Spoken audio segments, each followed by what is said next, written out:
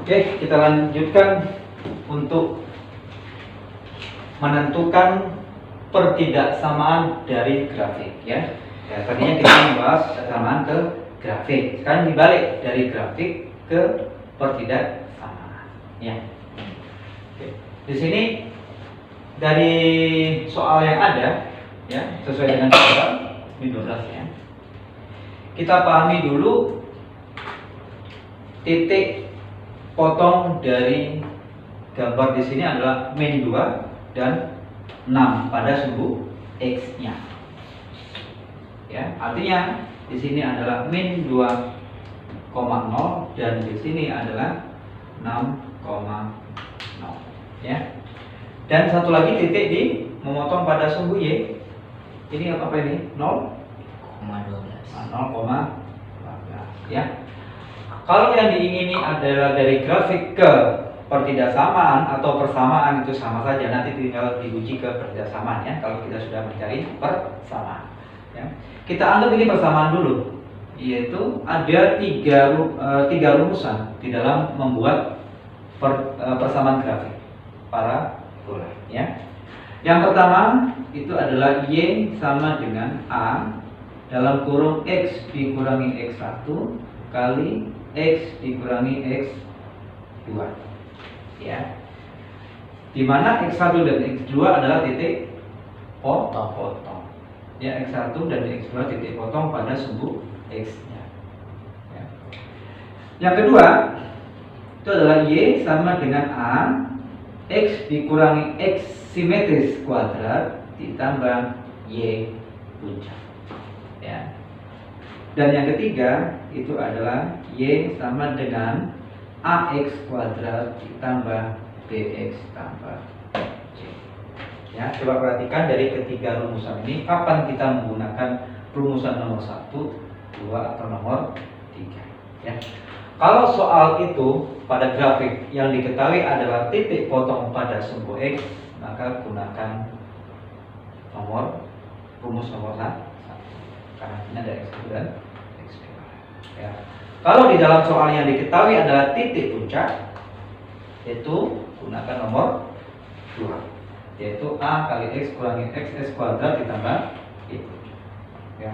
Kalau yang diketahui itu adalah titik sembarang ya, titik sembarang itu bisa jadi bukan memotong pada sumbu X, bukan memotong pada sumbu Y, maka gunakan rumus nomor 3 ya.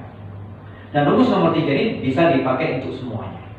Bisa dipakai ketika memotong pada sumbu X, bisa juga ketika diketahui titik puncak boleh ya. Nomor 3 ini adalah rumus umumnya ya. Yang nomor 1 dan 2 rumus yang lebih cepat dicari kalau diketahui titik-titik yang khusus ya, memotong pada sumbu X atau memotong pada sumbu Y dan titik puncak. Paham ya? Di sini ada pertanyaan? Nggak ada? Ada pertanyaan nggak ya? Oke, sekarang dari gambar ini kira-kira memakai nomor 1, 2 atau 3? 1, karena nomor 1 digunakan untuk memotong pada sumbu X, yaitu X1 dan X2, kan ada X1 X2 di sini. Iya, jangan gunakan nomor 2 karena di situ tidak ada nilai X1 dan X2, yang ada adalah titik puncak. Paham sini? Ya. Nah, nanti soal itu kan variasinya kan banyak, tidak hanya seperti ini, tidak hanya memotong pada sumbu X, nanti ada soal yang memotong yang diketahui adalah titik puncaknya. Ini ada juga yang titik sembarang. Nah, pilih salah satu dari ketiga ya. Oke, sekarang kita lihat di situ.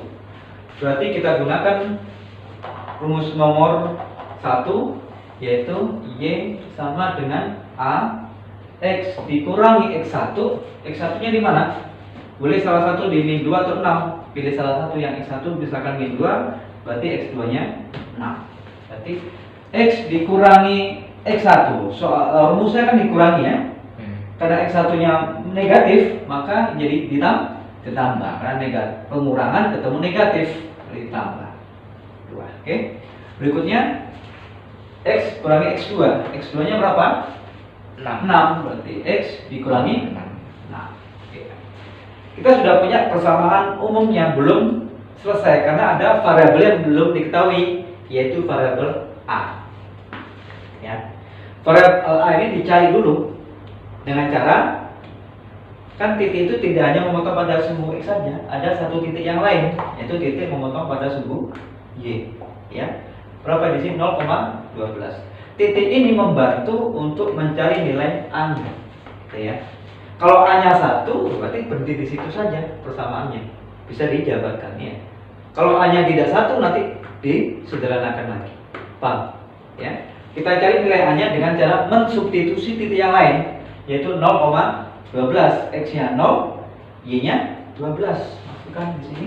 Y-nya 12, A-nya yang dicari, X-nya diganti dengan 0 ya. 0 tambah 2, 0 kurangi 6. Oke, paham di sini? Ya. Baru kita sederhanakan. Ini A, 0 tambah 2 adalah 2, dikali 0 kurangi 6, negatif 6. Ini 12. Ini artinya 2 kali negatif 6. Berapa? Min 12. Berarti A kali min 12, ini 12. Berapa nilai A-nya? 12 dibagi min 12, yaitu min 1. Nah, di sini kesalahan yang dijawab tadi ya, secara mandiri tadi, kesalahan di sini kan karena A-nya tidak dimasukkan negatif 1. Masuk ke sana. Ya, sehingga sehingga persamaannya adalah Y sama dengan negatif 1 A-nya. Lalu ini tetap ya ditulis lagi X tambah 2, X kurangi 6. Nah, ini persamaan kuadratnya. Ya, tinggal disederhanakan saja dengan dijabarkan. Ya. Jabarkan seperti biasa. Ini min 1 nanti dulu. Selesaikan di dalam perkalian distributif X kali X, X kuadrat, X kali min 6, min 6X, X kali 2 berarti 2X, 2 kali min 6 min 2X. Ya. Nah, min ini boleh distributif, berarti semuanya berbalik tanda. Negatif 1 kali positif berarti negatif X kuadrat. Negatif kan? Nah, di situ jawabannya positif sehingga sama ya. Lalu di sini jadi positif, lalu negatif, lalu positif. Lalu sederhanakan 6X dikurangi 2X berapa? 4X ditambah 12. Nah, kita sudah punya persamaan kuadratnya. Ya, sesuai dengan gambar. Ya. Nah, ini namanya persamaan kuadrat. Ya. Dari gambar yang tidak diarsir. Ya. Nah, berhubung sekarang gambarnya diarsir, berarti pertidaksamaan. Ya. Tinggal tandanya apakah lebih kecil sama dengan atau lebih besar sama dengan. Ya, karena grafik di sini grafik yang tidak putus-putus ya. Grafiknya tidak ada putus-putus, berarti ada tanda sama dengannya juga. Ya. Apakah Y lebih kecil sama dengan atau Y lebih besar sama dengan atau Y lebih kecil sama dengan. Ya, dengan cara apa? Untuk menentukan lebih kecil atau lebih besar, sama juga dengan cara menguji titik uji. Yang paling mudah titik berapa? 0,0. Sudah masukin 0,0 ya. Masukkan 0,0 di sini. 0 titik kita belum tahu apakah memenuhi atau tidak ya. Kalau misalkan diharapkan di sini menjauhi ya, menjauhi 0,0 ya. Tapi kita bandingkan dulu di sini.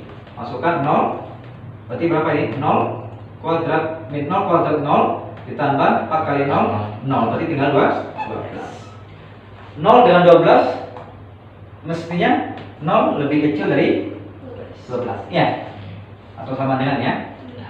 Kalau 0 lebih kecil dari 12 berarti arsirannya kemana? Ke dalam kan? Yang diminta sekarang di luar, berarti tanda dibalik. Berarti ini harus lebih besar sama. Oke, pertanyaan udah dipahami?